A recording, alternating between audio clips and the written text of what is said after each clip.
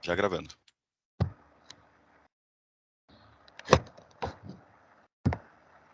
Perfeito. Muito obrigado, doutor Jailson.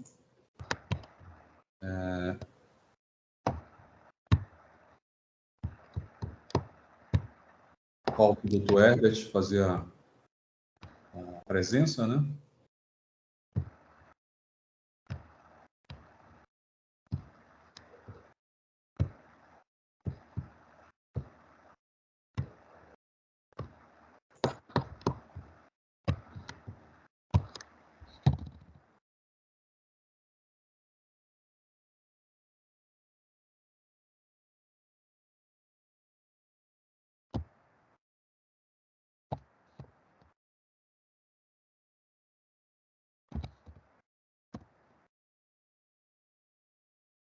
Desculpa, eu estava no mudo. Não aparece para mim sessão disponível. Reiniciei o navegador. Deixa eu ver se aparece agora.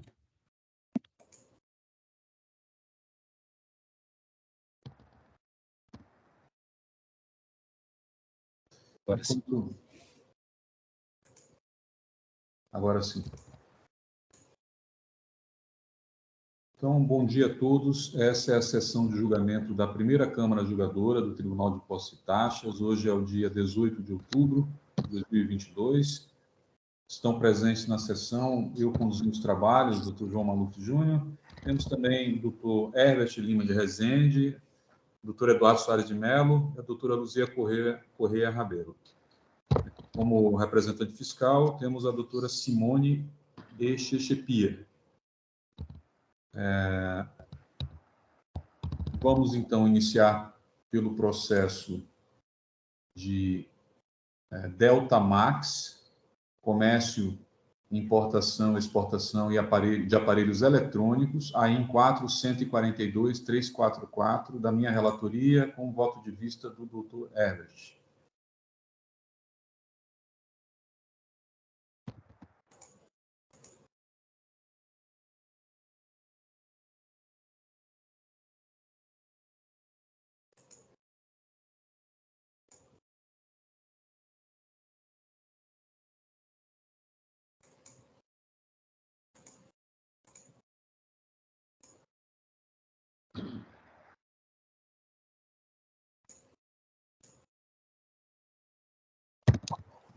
Doutor Eduardo, o processo de Construforte já se encontra em condições de edição de voto, né?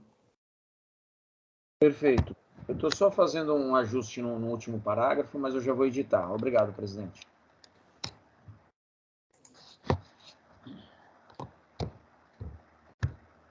O processo de Delta Max, ele é um caso, né, é o AIM 4.142.344, peço que os colegas se dirijam ao processo. O meu voto já se encontra registrado, acredito. Falta o doutor Herbert registrar o voto dele? Não. Registrado. Tá. Então, eu vou fazer um breve resumo. A doutora Luzia não esteve, né, no julgamento anterior. Não. Então, eu vou fazer um resumo aqui. Aqui é o caso de falta de pagamento e crédito indevido, ambos em situação de importação por encomenda. Eu sigo uma linha, que é a linha que eu, já há um tempo, né, que diferencia a importação por encomenda da importação por conta e ordem. Então, na importação por encomenda, a interpretação, para mim, né, e para os julgados aqui que eu cito, né, a importação por encomenda se diferencia da importação por conta e ordem, quanto à interpretação do artigo 11, né, inciso 1A da lei da 8796.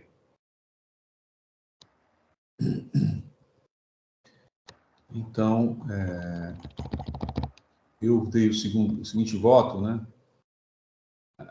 O cerne da acusação concentra-se claramente no entendimento por parte da autoridade fiscal de que a modalidade de importação por encomenda efetivamente ocorrida nos presentes autos, conforme reconhece a própria fiscalização, As regras de sujeição ativa do imposto conferem ao Estado de São Paulo a sua titularidade, tendo em vista que as mercadorias não transitaram pelo estabelecimento contratado para efetuar a operação de importação, sendo o estabelecimento da autuada o destinatário físico das mercadorias. Então, aí segue os trechos do relatório circunstanciado e da manifestação fiscal, em que a fiscalização acolhe, né, a situação fática, né, confirma a situação fática de que aqui se trata de importação por encomenda e não importação por conta e ordem. Então, eu digo que é incontroverso nos presentes autos que se trata de importação por encomenda, verificando os contratos também, as folhas 31 e 38, se verifica que há a denominação, né, de importação por encomenda. A decisão recorrida, ela explica a situação fática dos autos, ela diz o seguinte, entre aspas, né, as declarações de importação, DIs, emitidas para amparar as operações, identificam o autuado como adquirente e que as operações de importação foram, de fato, realizadas na modalidade por encomenda, identificando-se também contratos de câmbio em nome dos importadores, corroborando o alegado defensório. Ainda verificam-se comprovantes de pagamentos do autuado para os importadores nos valores das notas fiscais emitidas pelos importadores para acobertar a venda das mercadorias do estabelecimento paulista após o desembaraço, evidenciando que as operações se deram com recursos próprios das tradings, como é de se esperar nas operações de importação ocorridas nessa modalidade, segundo definido pela Instrução Normativa da Receita Federal. Para infirmar o feito, a defesa, então, basicamente se debruçou sobre o fato de que as mercadorias foram importadas na modalidade por encomenda e não por conta e ordem de terceiros, o que, como se verá adiante, não se presta a afastar a exigência fiscal. E, conforme já colocado, foi justamente assim considerado pelo fisco, tanto no relato das infrações como no relato circunstanciado de folhas tais, não tendo o autor do feito em nenhum momento afirmado ou procurado comprovar que se trataram de importações por conta e ordem do autuado. Então, essa situação, isso foi o que a decisão recorrida falou, realmente ela mostra, para mim, pelo menos, pela minha leitura, né, de forma clara, o que acontece na situação fática dos autos, né, que é uma importação por encomenda. Então, seguindo em frente, eu discordo da decisão, uma vez que tem entendimento já exposto em outros processos, que o real importador, na importação por encomenda, é o estabelecimento contratado para realizar a importação, e não o encomendante. De fato, tomo como fundamento o voto proferido pela Câmara Superior, o TIT, nos autos do processo referente ao AIN 4014-1908, do qual fui signatário, na lavra do ilustre juiz Dr. Alberto Podgaek, voto de vista condutor do acórdão, né, conforme segue, né? E aí eu vou ler o trecho grifado, né, da decisão. Diante de não haver dúvidas de que se está a enfocar hipótese de importação por encomenda, a interpretação do artigo 11, inciso 1, da linha D da Lei Complementar 8796 é diversa da consolidada na importação por conta e ordem, pois nos casos dos autos, em verdade, ocorreram duas operações. Uma de importação, na qual o importador é o responsável pelos custos da operação, e até mesmo o ICMS devido ao estado onde se localiza o seu estabelecimento. E uma segunda operação, na qual o importador revendeu as mercadorias ao encomendante. Desse modo, diferentemente da importação por conta e ordem, na qual o importador é uma trading, mera intermediária da negociação de importação, na importação por encomenda, o importador é o efetivo destinatário das mercadorias, eis que é responsável por todos os encargos da operação, de forma que irrelevante ser este estado o destino final das mercadorias. Diante do exposto, conheço do provimento ao recurso. E aí eu trago um voto que é muito semelhante, né? Tem essa interpretação, né?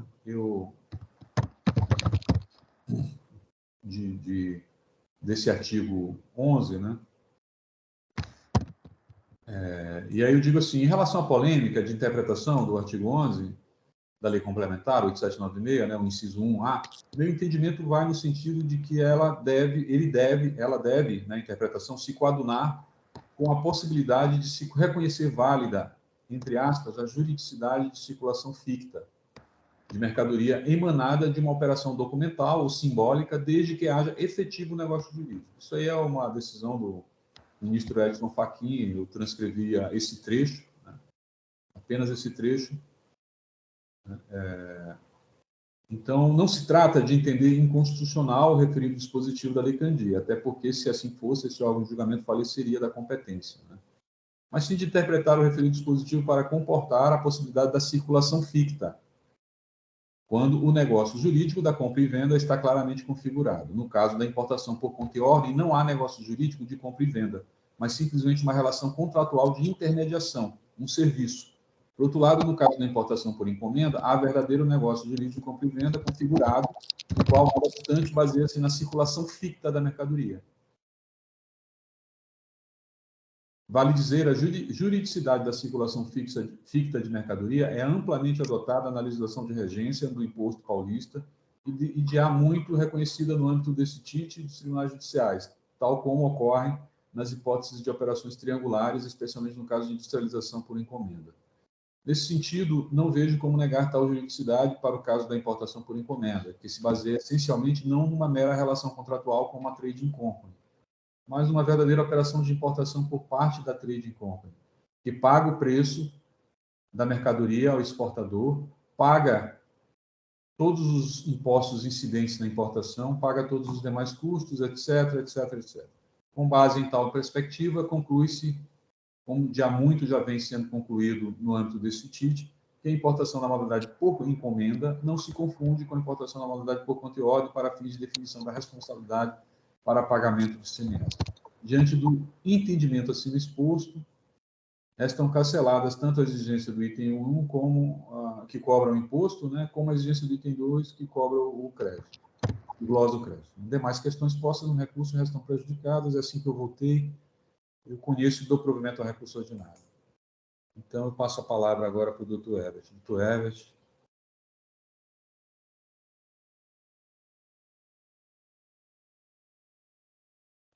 Bom dia mais uma vez a todos.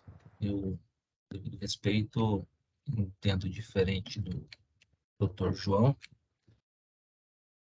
de vista do processo para fazer uma análise mais detida. Eu, em que pese concorde com o relatório do Dr. João, eu optei por relatar também, para recapitular os fatos. Vou proceder à leitura, inclusive, do relatório. Vamos lá. O auto de infração em imposição de multa exordial imputa ao interessado a acusação de falta de pagamento do ICMS devido até o momento do desembaraço aduaneiro das mercadorias importadas do exterior, na modalidade de importação por encomenda, e remetidas diretamente do recinto alfandegado para o estabelecimento autuado no estado de São Paulo. E também é imputada ao autuado a acusação de acreditamento indevido de ICMS pela escrituração de notas fiscais eletrônicas que acobertariam as operações de importação, mas sem que o imposto tivesse sido recolhido ao Estado de São Paulo, conforme resume o relato de infração de folha 1, que colaciona o relato.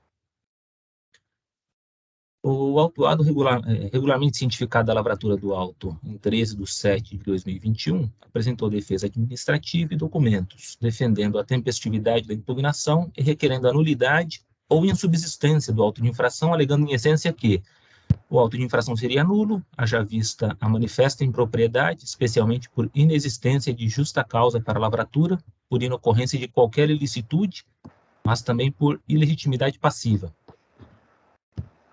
Teria realizado as importações na modalidade por encomenda e devidamente validadas pela Receita Federal do Brasil, órgão competente para ditar as regras de comércio exterior e fiscalizar as importações. A autoridade fiscal teria reconhecido que as importações se deram na modalidade por encomenda, restando inequívoco, tem uma impropriedade, inequívoco, as glosas seriam nulas, haja vista o determinado pelo STF no tema 520 da repercussão geral, fixado pelo julgamento do recurso extraordinário com agravo 665.134. Teria direito aos créditos tributários de ICMS gerado pelas operações efetuadas por encomenda, não podendo o regulamento suprimir o direito constitucional à não cumulatividade.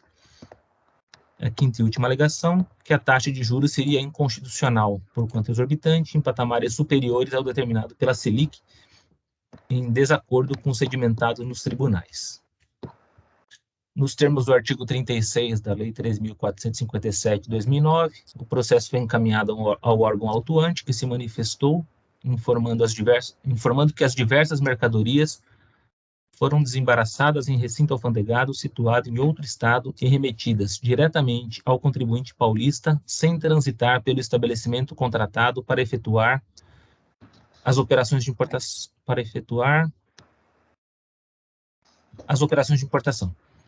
Quanto ao crédito de ICMS tomado, concluiu pela ilegalidade, posto que não teria havido pagamento devido à operação anterior em favor do Estado de São Paulo. Já os juros aplicados teriam como base a própria taxa Selic. O julgador da unidade de julgamento de Araraquara concluiu pela integral procedência do auto de infração em decisão assim emendada. Trago aqui a breve emenda do voto. O autuado interpôs recurso ordinário nos termos do artigo 47 da 13457, onde, referendando a reforma da decisão ACO, reiterou os argumentos defensórios listados no parágrafo 2. A peça recursal foi admitida e processada pelo delegado tributário de julgamento, que deu o encaminhamento necessário. A diretoria da representação fiscal elaborou suas contrarrazões em recurso ordinário, pugnando pelo não provimento do recurso para que o AIN seja integralmente mantido e encaminhou o feito a este Tribunal de Impostos e Taxas. É o que cumpria relatar. Quanto à decisão, o nobre relator apresentou venerável voto condutor na sessão realizada em 4/10/2022.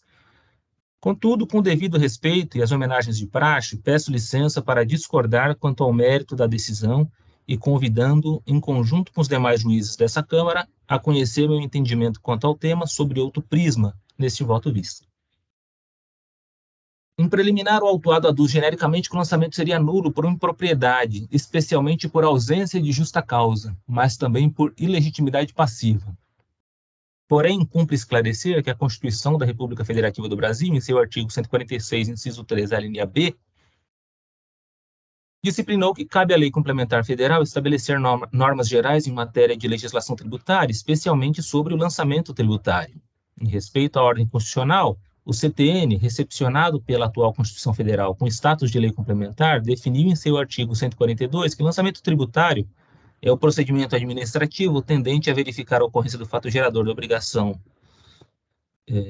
correspondente, determinar a matéria tributária, calcular o montante devido, identificar o sujeito passivo e, sendo o caso, propor a aplicação da penalidade cabível.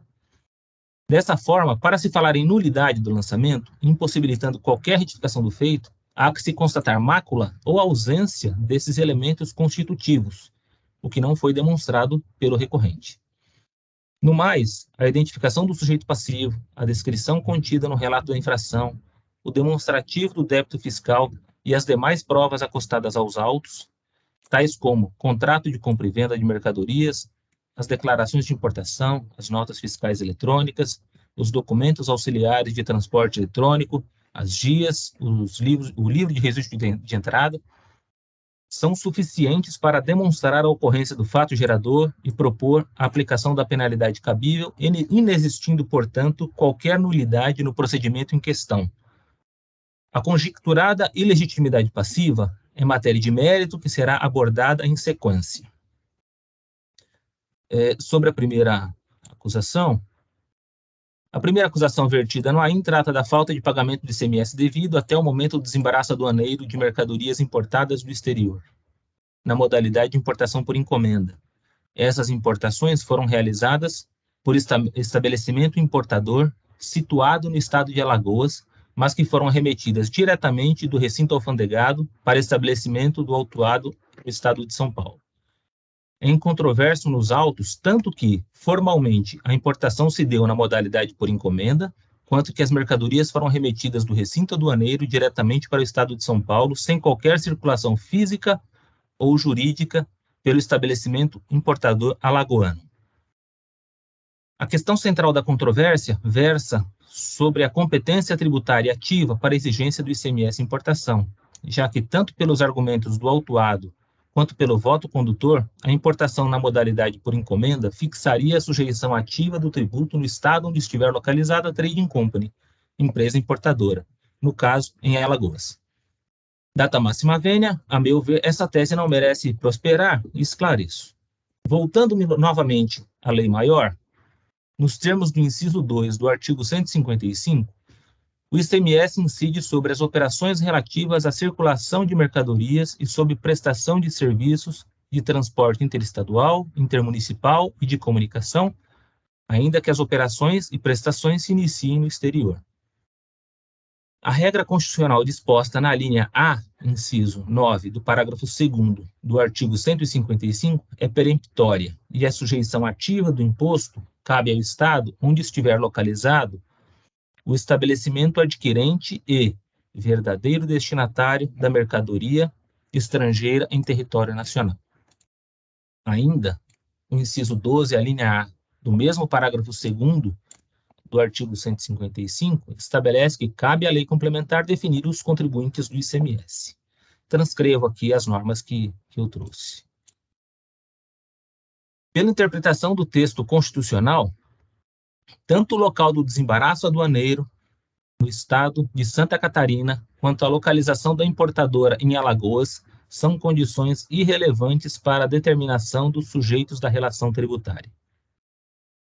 Para que não reste dúvidas acerca disso, a Lei Complementar, a Lei Candir, ao dispor sobre conflitos de competência em matéria tributária e fixar o local das operações relativas à circulação de mercadorias, definiu que a entrada física da mercadoria no estabelecimento é o fato relevante para a determinação do elemento espacial da hipótese de incidência, vinculando, portanto, a obrigação tributária principal ao fisco estadual da localidade onde ocorrer essa entrada real da mercadoria.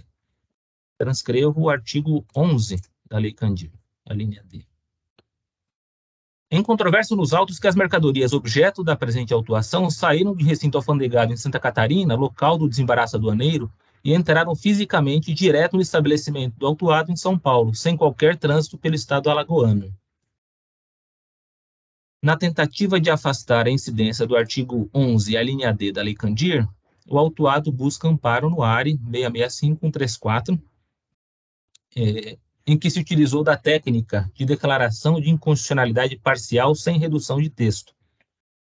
É essencial que se observe que a referida ação, leading case para o tema 520 da repercussão geral, muito colabora com a matéria em questão, apesar de ter objeto distinto do aqui entabulado, de forma que a declaração de inconstitucionalidade parcial sem redução de texto apenas alcança aquele objeto.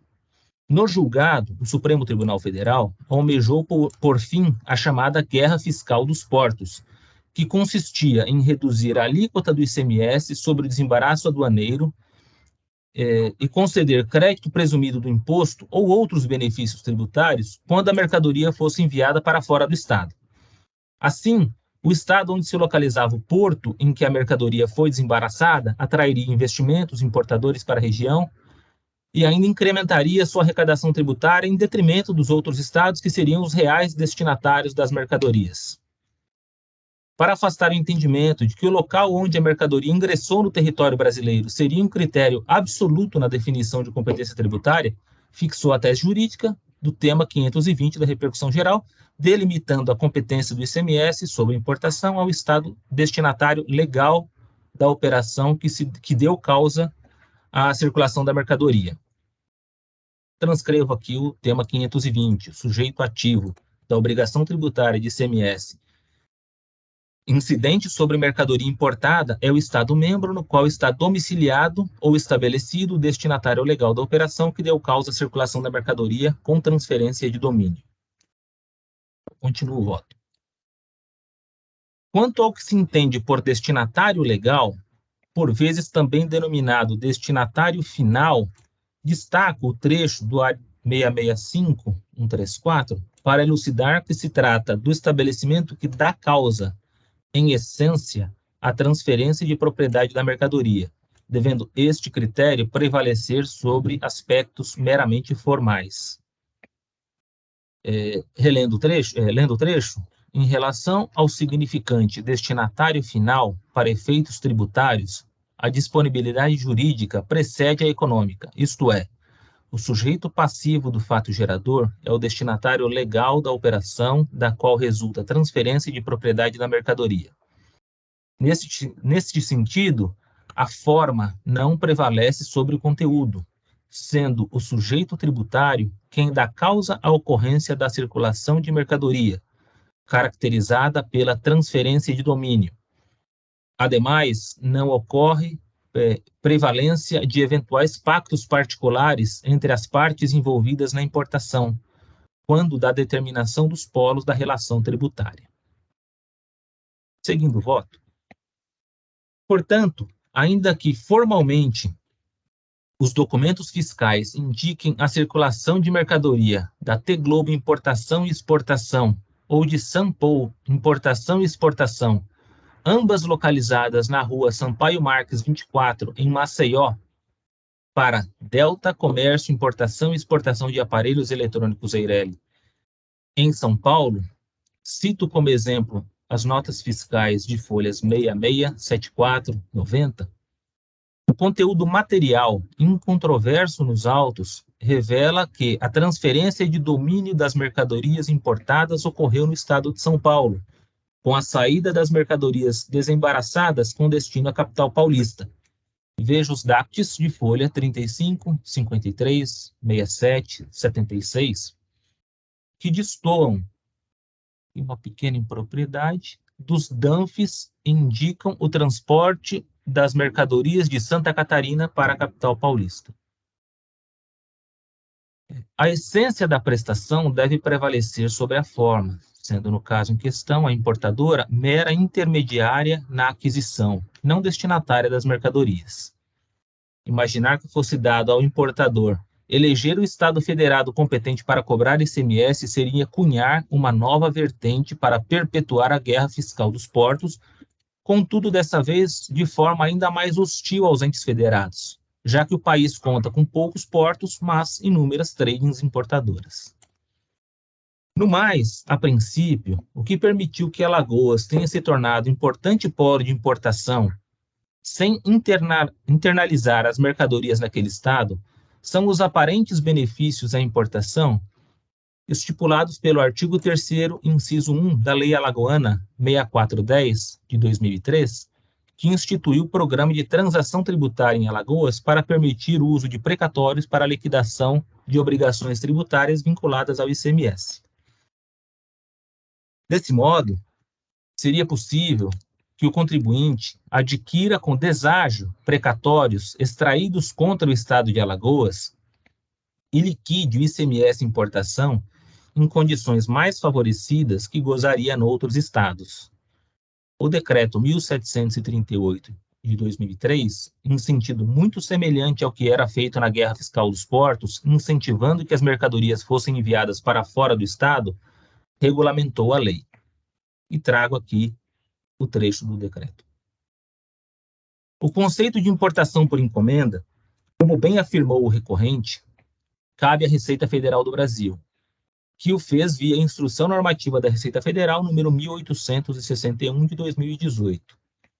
Contudo, aceitar que a Instrução Normativa da Receita Federal estabeleça, por consequência indireta, critério de competência para a sujeição ativa de tributo estadual, não só desvirtuaria o Pacto Federativo, mas também seria uma afronta direta ao artigo 155, parágrafo 2º, inciso 9, a linha A da Constituição, ao permitir que o ICMS importação seja direcionado a estado distinto daquele real destinatário da mercadoria.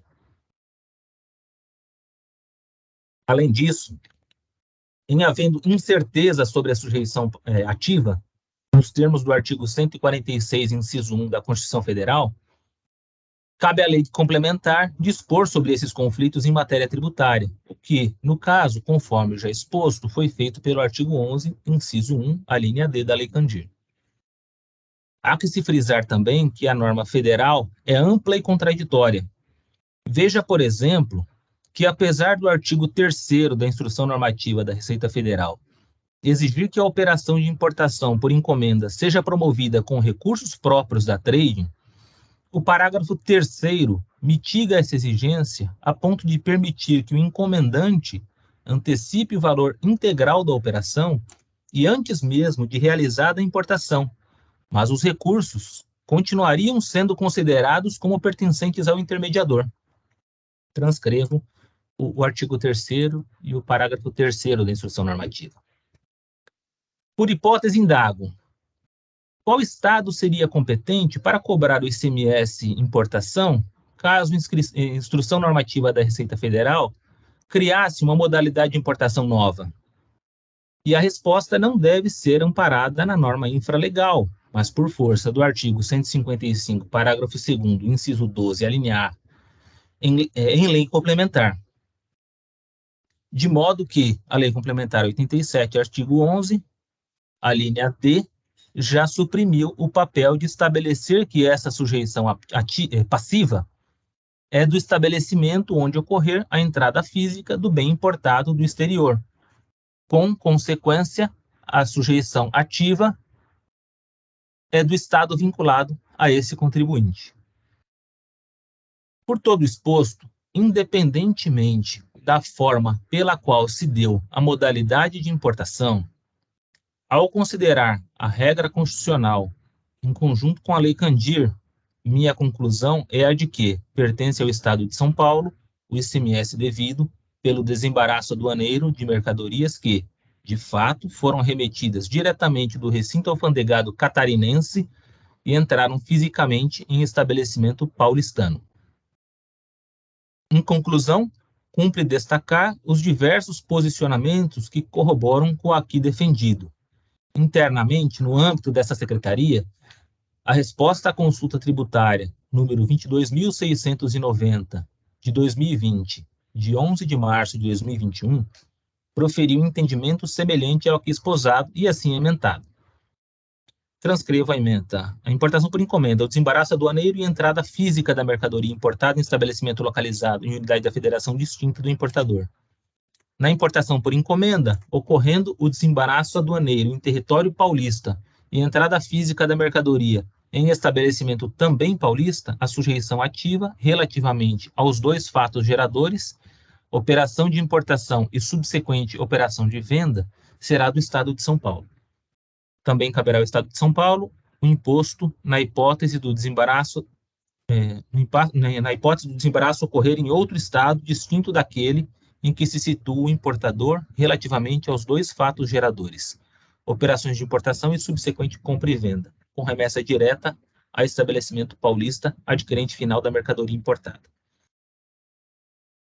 Em caso análogo ao aqui entabulado, a terceira Câmara Julgadora do TIT, no julgamento do AIN 4.116.768, dígito 5, por votação unânime, firmou o entendimento no sentido de que, trago um trecho do voto, as mercadorias desembaraçadas em Santos e encaminhadas diretamente ao estabelecimento paulista, então sujeito ativo da obrigação tributária, é o Estado de São Paulo para quem deveria ter sido recolhido o ICMS importação, o que não foi feito, fato incontroverso nos autos, diga-se.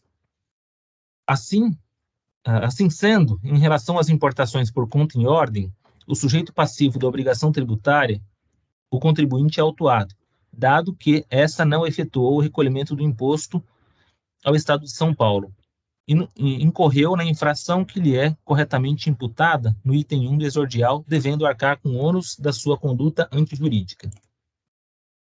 Esse mesmo auto de infração, eu destaco, ele tinha as duas modalidades de importação, por encomenda e por conta e ordem. Trago aqui, ele já foi apreciado pela Câmara Superior. No parágrafo 45, e o mesmo lançamento ainda foi objeto de recurso especial quando, em 22 de março de 2022, as acusações de falta de pagamento de ICMS importação por encomenda e por conta e ordem de terceiros, também de forma uníssona, foram mantidas pela Colenda Câmara Superior do TIT. A decisão da ilustra doutora Cacilda Peixoto foi resumida da seguinte forma. A ementa do voto da doutora Cacilda, falta de pagamento do imposto, do ICMS, em operações de importação de mercadoria na condição de adquirente localizado no estado de São Paulo, por conta e ordem, item 1, e por encomenda, item 2, de crédito indevido do imposto, decorrente da escrituração de nota fiscal relativa à mercadoria importada, cujo imposto não foi recolhido em favor do estado de São Paulo, item 3, juros, súmula 10, paradigmas inservíveis. Não há nos autos prova ou mesmo notícia de que houve o recolhimento de ICMS importação ao estado de São Paulo, motivo porque prevalece a responsabilidade originária da autuada pelo pagamento do imposto prevista no artigo 11, inciso 13 do RICMES. Recurso especial do contribuinte parcialmente conhecido. No mérito, item 2 do AIN e desprovido. Ainda na esfera judicial, recente acórdão na apelação, eu trago aqui o número da apelação, de lavra do ilustre desembargador Paulo Barcelos Gatti, em 31 de março de 2022, por votação unânime na 4ª Câmara de Direito Público, manteve a exigibilidade do auto de infração 4.136.049, dígito 7, consagrando o dispositivo constitucional combinado com a Lei Candir, em harmonia com o tema 520 da repercussão geral. E trago aqui a ementa do voto. Passando para a acusação de creditamento indevido, a segunda acusação está, de certa forma, associada à primeira, porquanto, em consequência do ingresso direto das mercadorias no estado de São Paulo, não houve a cobrança regular do imposto incidente na etapa anterior devido ao seu real credor. Ao contrário do que faz crer o interessado, o direito ao crédito de ICMS não é absoluto, mesmo sendo fundamentado no princípio constitucional da não cumulatividade, que determina que o imposto apurado em cada operação de circulação de mercadoria seja compensado com o anteriormente cobrado. O artigo 20 da Lei Candir, ao regulamentar a não cumulatividade constitucional, traz como condição ao direito do creditamento que essa cobrança anterior das operações traz como condição ao direito do creditamento essa cobrança anterior das operações. E no mesmo sentido, a Lei Estadual 6374, de 89, que trata das regras relativas ao ICMS em São Paulo, em seu artigo 36, regulamentado pelo artigo 59 do RICMES, explicita as condições que o contribuinte deve cumprir para ter direito ao crédito para efeitos de compensação do imposto. Transcrevo a norma. Ausente as condições estabelecidas pela legislação para exercício do direito à não cumulatividade do imposto, a glosa dos créditos tomados resta corretamente fundamentada no artigo 59, parágrafo 1º, item 2, e no artigo 61 do RICMES. Quanto à taxa de juros, esse ponto não deve ser conhecido e sequer há interesse recursal. Isso porque, conforme estabelecido na manifestação fiscal, assentado na decisão ACO e repisado nas contrarrazões em recurso ordinário, o artigo 7º do Decreto 62761, de 2017, regulamentou a Lei 16.497, de 2017, para fixar a taxa de juros de mora mensal equivalente à taxa Selic aos débitos tributários a partir de 1º de novembro de 2017. E o termo inicial mais antigo para fins de aplicação da taxa de juros no AIN foi 26 de fevereiro de 2019. Portanto, os juros aplicados ao AIN já foram aqueles estipulados pela taxa Selic.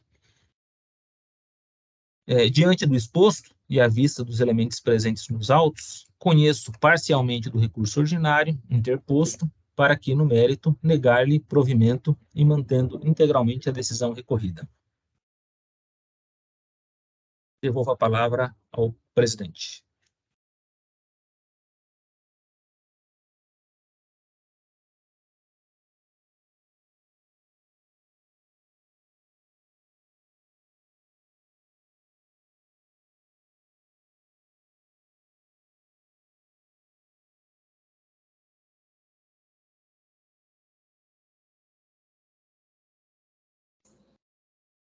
Muito obrigado, doutor Herbert.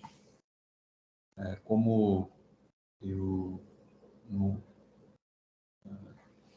era de se esperar, né? O doutor Herbert trouxe um voto bastante detalhado, né?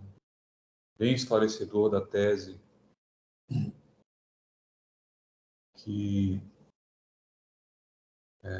usa, né, o artigo 11 da Lei Complementar na sua expressão usual, né, de definir o critério da fisicalidade, né, o critério físico, da entrada física, né,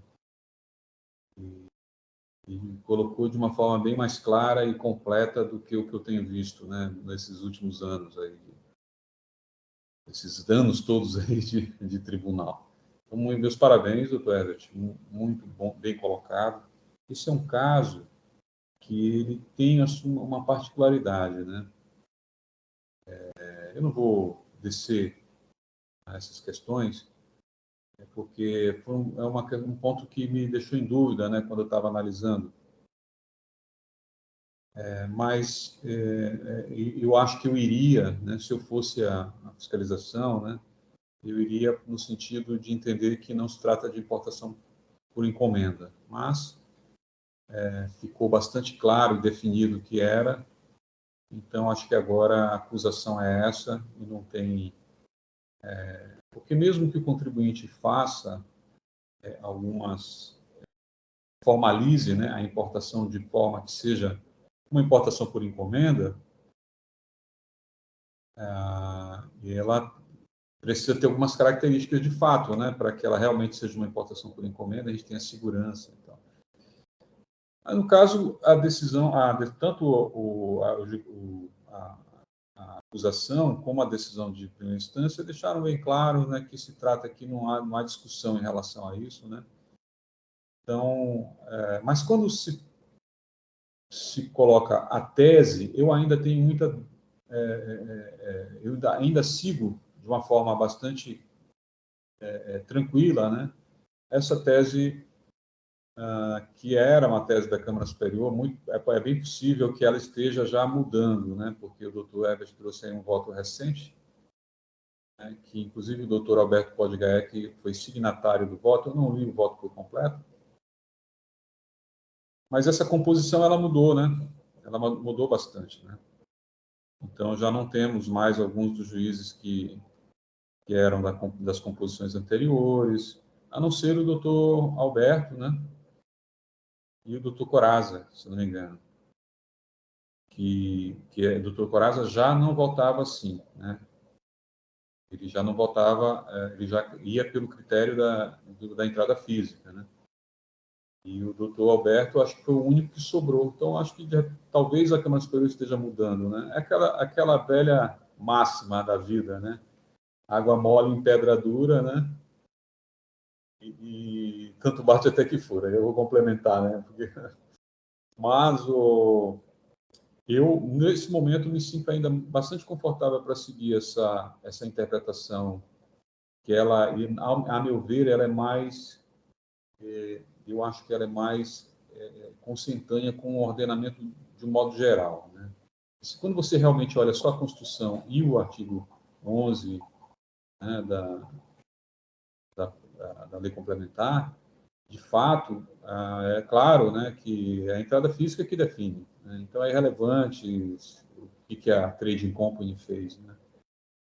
Então, realmente, essa é uma interpretação, ela é coesa, né? Mas eu vejo que o ordenamento de modo geral, eu sigo na linha de que o ordenamento de modo geral, a legislação do imposto, né, ela tem essa característica de estruturar a operação ficta, de reconhecer a operação ficta.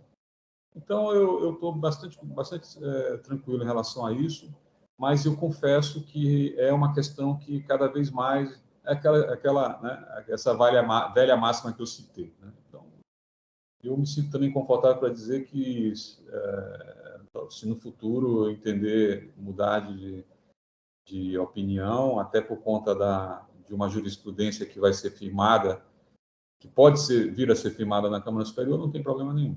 No momento, eu vou pedir licença ao doutor Herbert para manter o meu voto, mas parabenizo pelo seu voto, e, como não poderia deixar de ser, né, eu já aguardava um voto de bastante substância e uma forma clara, né, bem detalhada. Então, eu vou então passar a palavra para os colegas. Doutor Eduardo. Bem, eu também parabenizo o Dr. Herbert. Agora, eu tenho um posicionamento firmado, inclusive da época que eu era da Câmara Superior, no sentido de que o fato de, entre outros argumentos, né, do estabelecimento contratado ele arcar com todos os custos, independente da circulação física onde ela se deu, é o que caracteriza como o real destinatário da mercadoria, o importador, e que, por isso, onde se encontra o seu estabelecimento é onde deve ser determinado o sujeito ativo, né, do ICMS importação. Claro que eu estou sintetizando ao máximo, mas em relação à importação por encomenda, eu palmilho então o entendimento do relator, Dr. Maluf, mas parabenizo, principalmente pelo detalhamento do voto do juiz com vista. Obrigado, doutor Eduardo. Doutora Luzia. Eu parabenizo também o doutor Herbert pelo brilhante voto, né, trazendo muitos assim, detalhes e muitas considerações, mas eu também acompanho o doutor João, e o meu entendimento vai no sentido de que, embora possa haver uma mudança na jurisprudência, eu ainda continuo entendendo como o doutor João.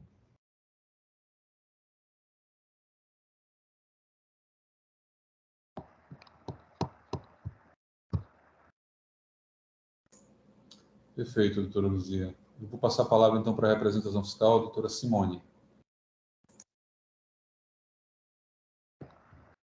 Senhor presidente, já foi discutido o voto, o excelente voto do Dr. Herbert, já balizou toda a nossa posição da representação fiscal, conforme o entendimento do Dr. Herbert, então não temos mais nada a dizer. Obrigado, doutora Simone. Doutor Herbert, gostaria de acrescentar alguma coisa? Como foi dito, é um tema que aparentemente ele ainda está em migração. Era algo bem sedimentado, como o doutor João já colocou, e agora parece que vem sendo mudado. Até não abordei no voto, me incomoda um pouco a questão do pagamento, né? A gente é muito criterioso nos casos de pagamento no crédito indevido. Aqui, o instrumento que o importador comprova o pagamento é também aqueles PagForce, Spag, coisa do tipo. Acho que é o Cispag. E tem essa questão também que a Receita Federal ela dá uma bela mitigada na forma de pagamento, né? De permitir que o importador receba integralmente os recursos e ainda assim seja considerado recurso do importador. Enfim, é uma discussão ampla e tá posto. É uma discussão interessante aqui para nós também, né? De forma respeitosa, de forma elevada. Agradeço a todos. Obrigado, doutor Herbert. Então, vou encerrar os debates, pedir aos colegas. Eu só estou tentando me localizar aqui. Eu acho que a tela do processo ela sumiu. Não sei o que aconteceu. Eu vou ter que entrar de novo no sistema. Peço desculpas aí aos colegas.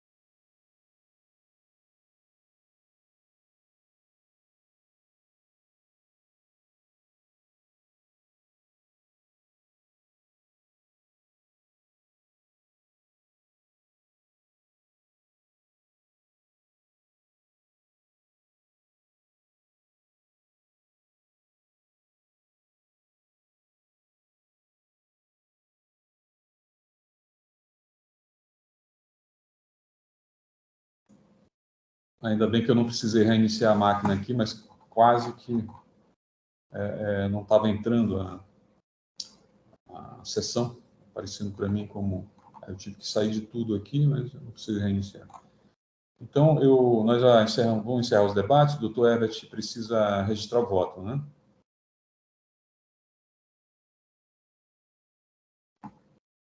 Aparentemente está registrado. Não, deixa eu dar uma olhada aqui.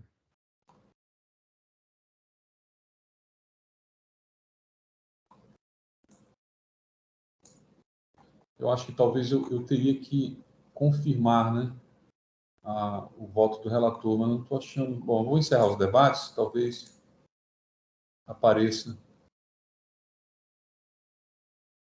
É estranho.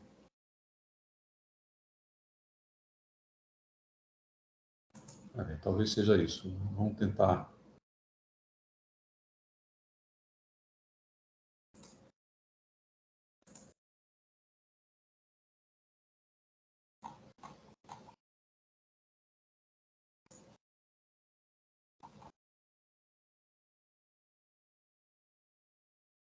Eu acho que deveria aparecer para o relator confirmar, né? Confirmar o voto, e em seguida passa para o juiz com vista, né? Veritar pedido de vista.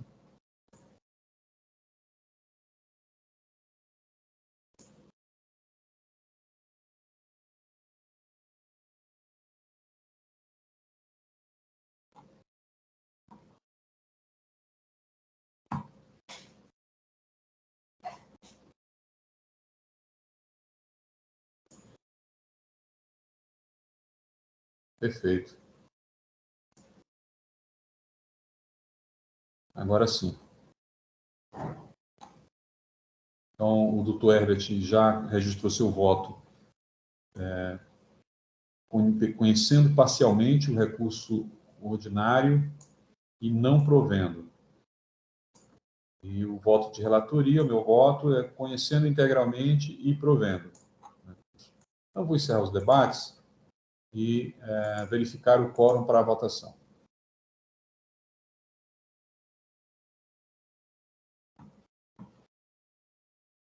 Doutor Eduardo, doutora Luzia.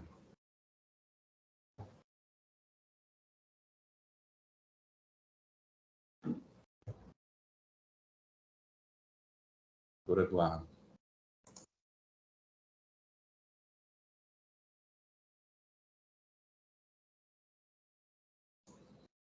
Então, vamos iniciar a votação.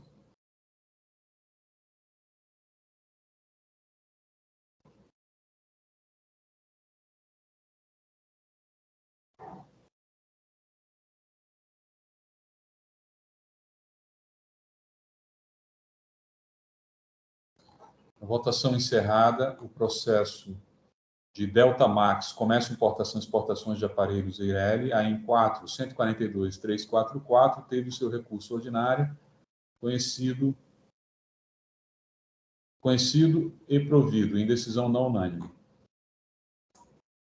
Vou encerrar essa votação e pedir aos colegas que se dirijam para o próximo processo, que é o processo de relatoria do doutor Eduardo.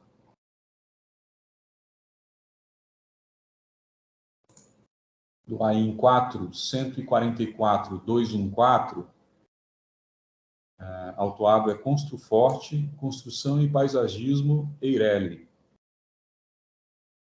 Doutor Eduardo, quando quiser.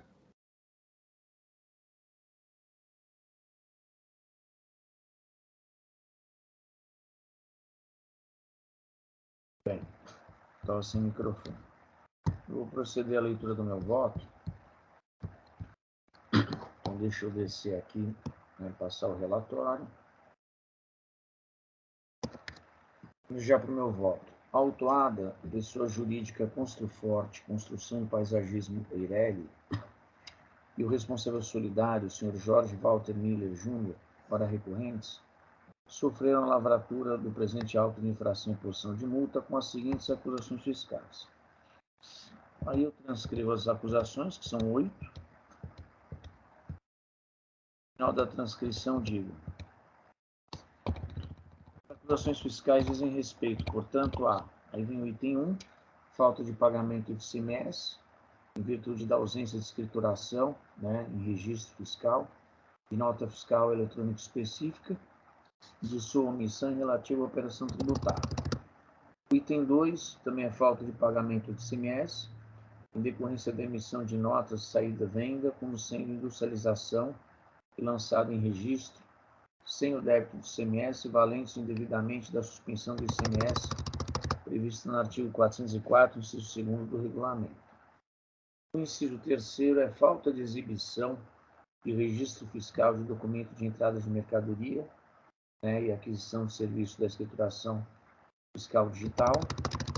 O item 4, falta de exibição também de EFD, relativa à escrituração de nota fiscal eletrônica, de notas, né, fiscais eletrônicas de saída. O item 5, falta de exibição de EFD. O item 6, falta de exibição de EFD em operações de entradas ou saídas. O item 7 é falta de entrega de GIAs, né, num período específico. E o item 8, elaboração e entrega em GIAs com omissão de dados das informações econômicas fiscais, e aí tem os meses de referência de competência específicos. Aí observo que não houve qualquer insurgência das recorrentes em relação à acusação fiscal contida no item 1, de modo que foi lavrado o termo de apartação, consta dos autos as folhas 999, os termos do artigo 35, parágrafos 3º e 4º da Lei 13.457 de 2009. Então, a discussão fica adstrita aos itens 2 a 8 do auto de infração. Observo desde já que os recursos ordinários apresentados pelas recorrentes, autuada e responsável solidário, são idênticos, razão pela qual serão apreciados em conjunto. Como mencionado, a acusação fiscal do item 2 do auto, de respeito à falta de pagamento de ICMS, em decorrência da emissão das notas fiscais eletrônicas, de saídas, vendas, como sendo a título de industrialização e lançadas nos registros fiscais dos documentos de saída de mercadorias, sem o débito do ICMS. Aí eu reitero, valendo-se indevidamente da suspensão do ICMS prevista no artigo 404, inciso 2º do regulamento. As operações se referem a mercadorias descritas nas notas de folhas 29 a 73, documentos relacionados no demonstrativo de folhas 26 a 28, entre as quais separador de condensados, estrutura metálica e tanques. Depende do exame das aludidas notas fiscais situações, né? Quando eu digo situações, me refiro ao preenchimento de campos dos mencionados documentos em que, 1. Houve informação do valor da base de cálculo do ICMS, não obstante, aqui talvez eu precisasse corrigir, não obstante a falta de informação do valor do imposto estadual. E 2. A ausência de informações atinentes ao valor da base de cálculo, bem como do imposto estadual.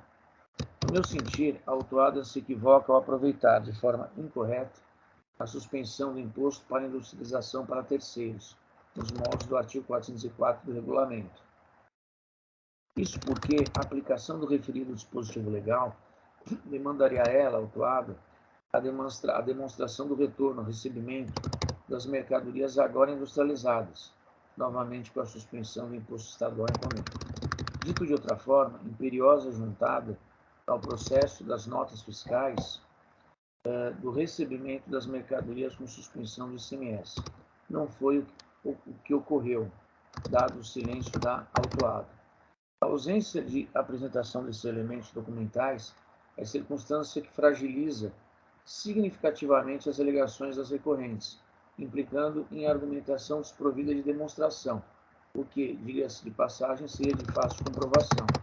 Destarte, não merece acolhida a genérica alegação de que o equivocado ou destaque do ICMS nas notas não implicaria na incidência do imposto. 2. Teriam sido informados os documentos fiscais, o CFOP 5124 e 5125, relativos à industrialização efetuada para outra empresa. E 3. O fato de ter pautado-se pela boa-fé. Como bem observado pela recorrida, e aí eu abro aspas para reproduzir as palavras da representação fiscal, ressaltamos que uma suposta industrialização não tem um direito genérico à suspensão do imposto em qualquer situação, mas apenas quando recebe mercadorias na modalidade sob encomenda, com o imposto já suspenso no recebimento, e devolve as mercadorias industrializadas, novamente com o imposto suspenso. Não é o que ocorre neste item infracional. Ao autuado, bastaria a apresentação das notas fiscais do recebimento da mercadoria suspensa, porém não apresentou documentos nesse sentido. Fecha aspas, digo eu. Nesse contexto, vislumbra a realização de venda direta de mercadorias sem o devido destaque e recolhimento do ICMS incidente nas operações, razão pela qual mantém a acusação fiscal do item 2 do auto lavrado, negando o provimento desta parte do recurso ordinário. No que concerne às acusações fiscais dos itens 3 a 8 do auto, consistentes, como já dito, na ausência de exibição de documentos à autoridade fiscalizadora, falta de entrega de GIAs e elaboração e entrega de GIAs com omissão de dados das informações econômico-fiscais, as recorrentes sustentam a inconstitucionalidade das correspondentes penalizadas em virtude do seu excesso. Então, alega-se violação à regra incerta no artigo 150, inciso 4 da Constituição Federal de 88, e que veda as pessoas políticas, no caso União, Estados, Distrito Federal e municípios, a utilização do tributo com efeito de confisco. E observa também, então, a inobservância, a razoabilidade e a proporcionalidade da multa. Pleiteiam as recorrentes a relevação ou redução das referidas multas nos limites do artigo 527-A do regulamento. A pretensão das recorrentes não merece, todavia, guarida. As multas aplicadas estão em conformidade com a legislação vigente e guardam proporcionalidade às condutas praticadas pela autuada, além do fato de que, nos termos do disposto no artigo 28 da Lei Estadual 13.457/2009, em julgamento neste egrégio tribunal, é vedado o afastamento da aplicação de lei sob a alegação de constitucionalidade, afora as hipóteses elencadas em seus incisos. Igualmente, não partilho da insurgência das recorrentes no que diz respeito à forma de atualização do valor básico da multa. E aí eu não preciso ler, mas eu aplico a súmula 13 de 2018 desse tribunal. Finalmente, não vejo a possibilidade de relevação ou redução das penalidades aplicadas nos moldes do artigo 527-A do regulamento, especialmente em virtude da prática de conduta reprovável das recorrentes, prática de fraude estruturada, conforme depende das folhas do processo, a saber. E aí eu vou ler, que eu acho que é relevante, o que foi constatado pelo trabalho fiscal. Então, faço referência, e aí reproduzo exatamente o que consta das contrarrazões da Fazenda Pública. Então, trago aqui o item 11, da manifestação do trabalho fiscal, que diz: a situação em tela configura a simulação de existência do estabelecimento, seu quadro societário, tendo em vista que as operações realizadas em nome da empresa, de fato, foram realizadas pela empresa JUMJ, instalação de estruturas metálicas Eireli, e por seu sócio, e a ela deverão ser impostadas, após a declaração de nulidade na inscrição estadual da Construforte, que registra-se autuado, devendo o sócio da empresa JUMJ, Sr. José Walter Miller Júnior, ser incluído como solidário na autuação. Mais para frente, no item 14 dessa manifestação, o trabalho fiscal é dito. Mas não é só isso. Além da declaração de nulidade da inscrição estadual, atribuída à Construforte, a situação descrita no relatório da fiscalização corresponde também à Associação para a Prática de Fraude Fiscal Estruturada, tendo em vista que a empresa Construforte foi constituída após a suspensão da JUNJ, com o intuito de isentar-se de suas obrigações fiscais. Ressalte-se que os valores declarados jamais foram recolhidos aos cofres públicos. A responsabilidade pela sonegação fraudulenta do imposto recai sobre José Walter Miller Júnior. Desta forma, os autos de infração oriundos das operações realizadas pela Aliciano deverão incluir, aí fala de novo da Construforte. Como se não bastasse, no que tange aos antecedentes fiscais histórico da autuada, consta a existência de outras autuações fiscais, mais especificamente, e aí eu trago o número de 3 autos de infração. Penso que o cenário específico do caso vertente, autuações fiscais, registro de condutas delituosas das recorrentes, é bastante para manter inalteradas as multas consideradas pelo trabalho fiscal. Convém observar que a relevação ou suavização da penalidade, originalmente considerada pelo agente fiscal de rendas competente, constitui faculdade ao julgador deste egrégio tribunal, não se tratando de obrigação a ser rigorosamente cumprida. Neste contexto, não vejo como possível a aplicação do 527-A para fins de relevação ou redução das penalidades imputadas, uma vez que não atendidos os requisitos legais para tanto. Assim, conheço e nego provimento a essa parte dos recursos ordinários. Em face do exposto, conheço e nego provimento aos recursos ordinários interpostos pela autuada e pelo responsável solidário, razão pela qual mantenho as acusações fiscais contidas no auto lavrado. Fazer apenas uma observação de que não há, no recurso interposto pelo Sr. Walter, responsável solidário, qualquer menção à exclusão do mesmo do polo passivo dessa relação jurídica, né, da autuação fiscal. Então, esse é meu voto, presidente. Eu gostaria apenas de fazer 2 correções, se eu puder editar uma, quando eu menciono equivocadamente que há situações, quando do preenchimento das notas, em que haveria a menção ao valor da base de cálculo da multa e também do valor do imposto, mas não é o caso, não há menção ao valor do imposto, então isso é importante.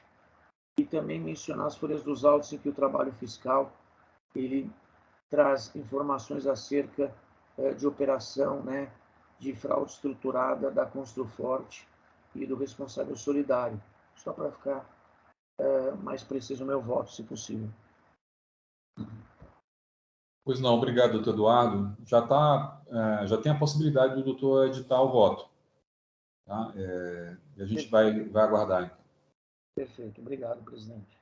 A propósito, eu vou abrir os debates enquanto o doutor Eduardo faz a correção do seu voto. Vou passar a palavra para o doutor Herbert.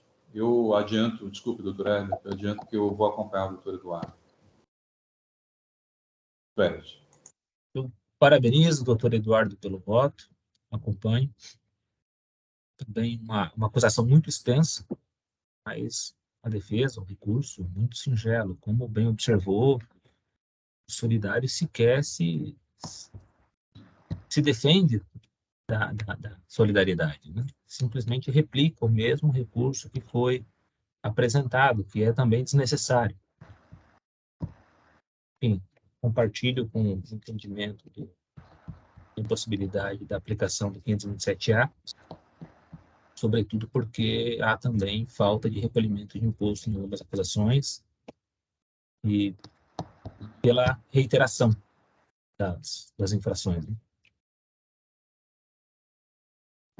Presidente. Perfeito. Muito obrigado, doutor Herbert. Doutora Luzia.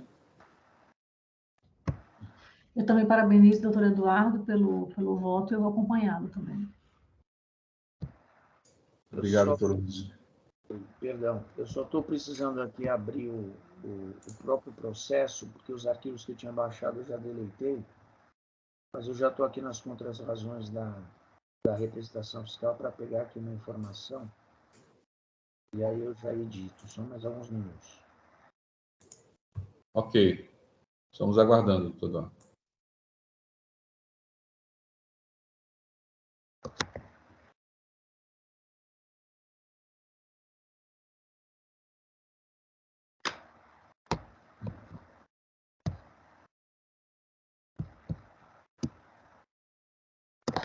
Já vou editar, já peguei a informação, só inserir aqui.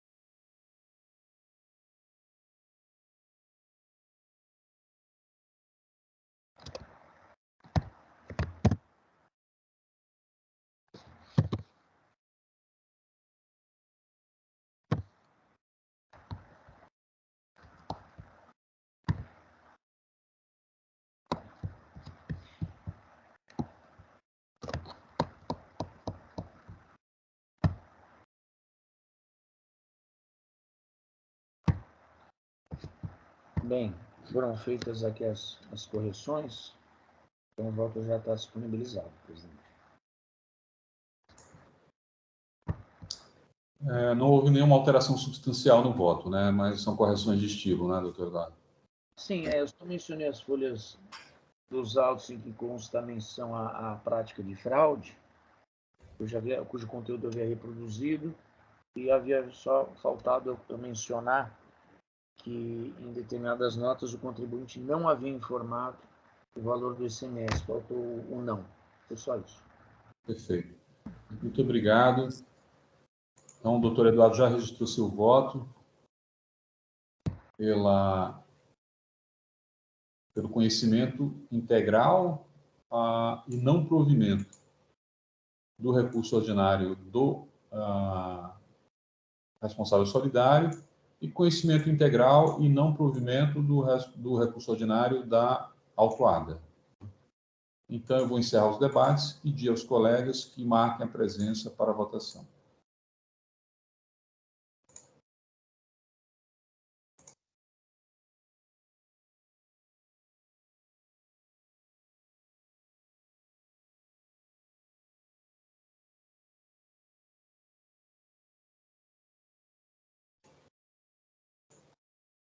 Iniciar a votação.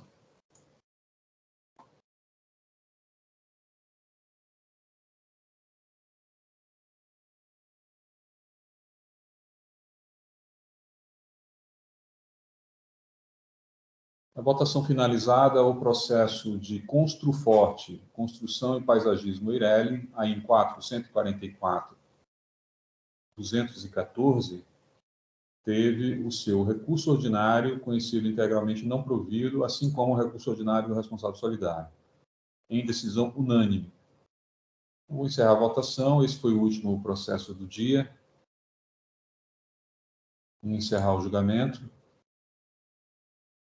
e agradecer a presença dos colegas, inclusive agradecer a presença do Dr. Herbert, né, que esteve aqui com a gente nessas últimas semanas e teve uma sua participação, né, de excelência aqui, né, trazendo o seu conhecimento, enfim, um debate enriquecedor, né, e muito obrigado, Dr. Herbert, venha sempre,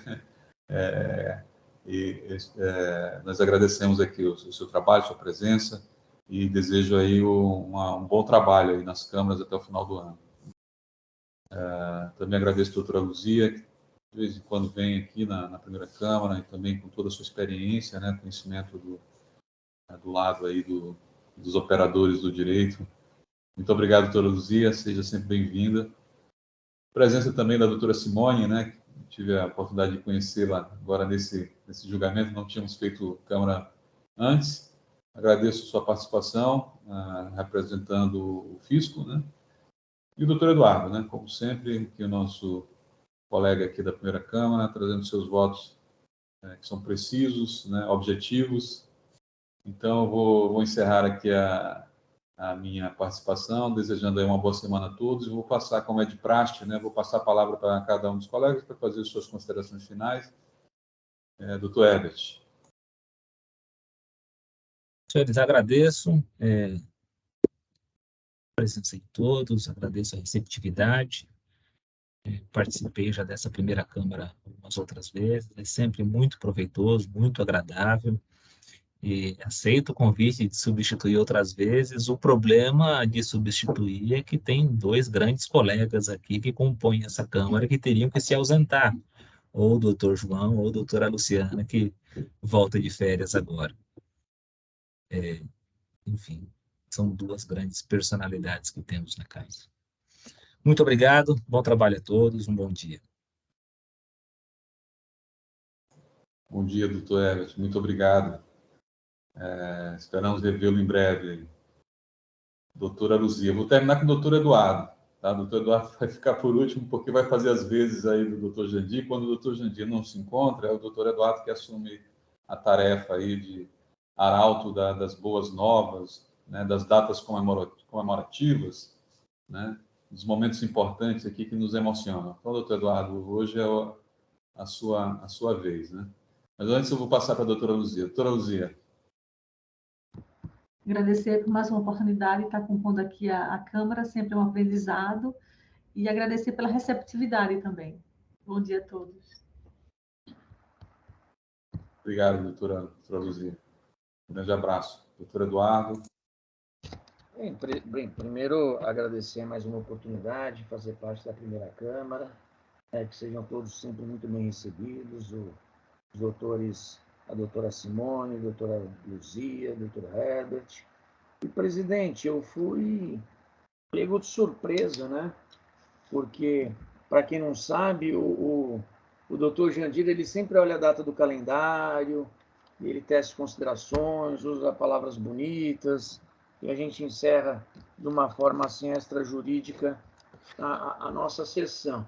E quando a doutora Luzia foi se manifestar, eu falei, deixa eu ver aqui no Google que dia é hoje, que comemoração é hoje, mas ela foi econômica nas palavras, então não deu tempo. Então, realmente, eu fui pego de surpresa, mas eu fico imaginando também quando o contribuinte é pego de surpresa, né, doutor João Maluf? Então, fica aqui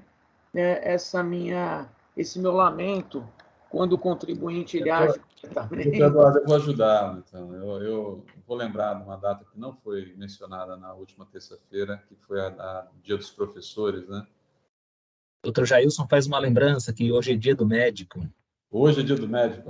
Doutor Jailson lembrou. Muito obrigado, doutor Jailson. Muito obrigado. Eu não estava de olho aqui no chat, aqui, mas o doutor Jailson, então, sempre atento, né? E muito obrigado. Então, temos 2 dias. No sábado foi dia do professor e hoje dia do médico, né? Então, ninguém sobrevive sem os dois, né? nem o professor, né? Porque senão não estaríamos aqui, né? E nem sem um médico. Então, vale a lembrança aqui, um parabéns para todos esses 2 profissionais, né? E da sua importância. Doutor Eduardo. Não, só corroboro, acompanho o presidente. Perfeito, muito obrigado. Então, terminando aí as nossas manifestações, considerações finais do dia de hoje, vamos ouvir a representação, doutora Simone. Eu quero agradecer, poder estar com vocês, foi a primeira vez, foi muito enriquecedor, fui muito bem recebida e espero poder estar outras vezes com vocês novamente. Muito obrigada.